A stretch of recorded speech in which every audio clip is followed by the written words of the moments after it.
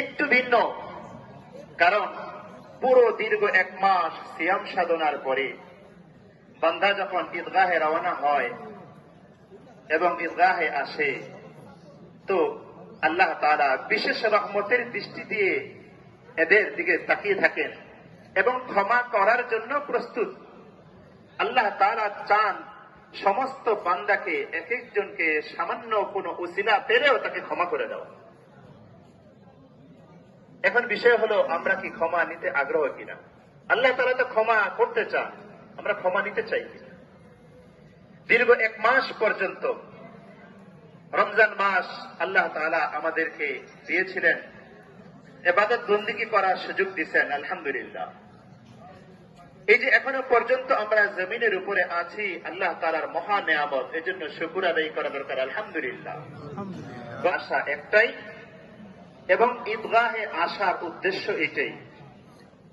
আমরা তো ইচ্ছা করলেই, যারা এখানে আসছি কষ্ট করে, সবার পাশের বাড়িতেই মসজিদ ছিল, ইচ্ছা করলে আপনারা ওইখানে নামাজ পড়তে পারতেন, যেরকম ভাবে বিভিন্ন মসজিদে হইতেছে। আসলে ঈদগাহের নামাজ ঈদগাহে পড়া, এটাই ঈদের দিনের বৈশিষ্ট্য। একটু বৈচিত্র্য, একটু ভিন্ন। আমরা তো জুমার নামাজ মসজিদে পড়ি, তো ঈদের নামাজটা তো মসজিদে পড়া যায়, ঈদগাহে কেন? বৃষ্টির কারণে ব্যবস্থা না থাকে।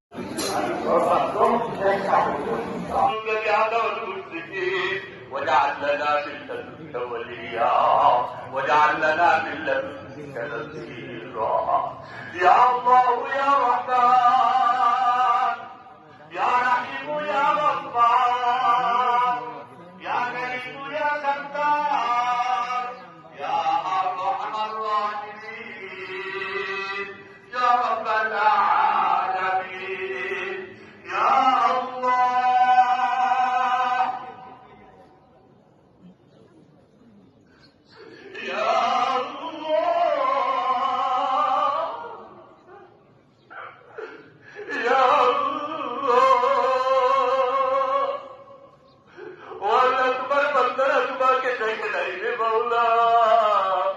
তোমার হুকুম দেখে নাই, তোমার নবীও দেখে নাই রে মাওলা, কোরআন অবতীর্ণ হয়েছে তাও তো দেখে নাই রে মাওলা, তোমার জান্নাত দেখে নাই, তোমার জাহান্নাম তো মাস উঠা রেখে রে মাওলা।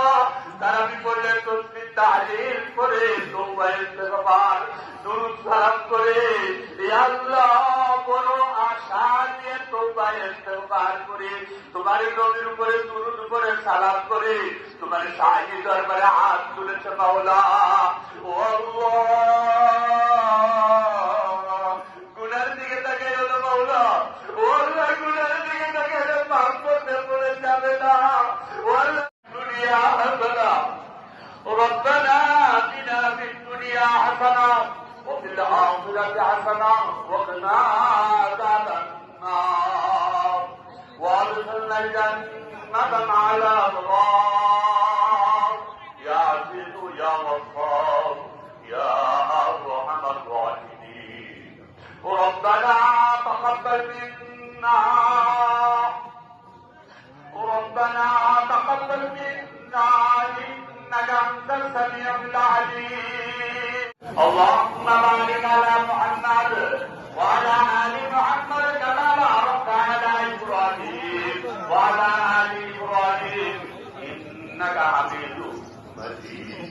আজকে আমরাও যারা আছি, এক সময় হয়তো সামনের ঈদুল ফিতরে হয়তো আমাদের মাঝে অনেকেই এই জমিনের উপরে থাকবেন।